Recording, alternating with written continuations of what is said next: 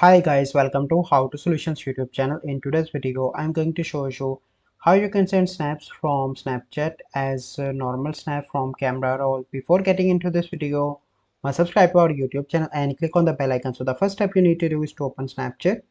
Once you open Snapchat, you simply need to click on the icon with the picture with the option there with the help of which you can take picture.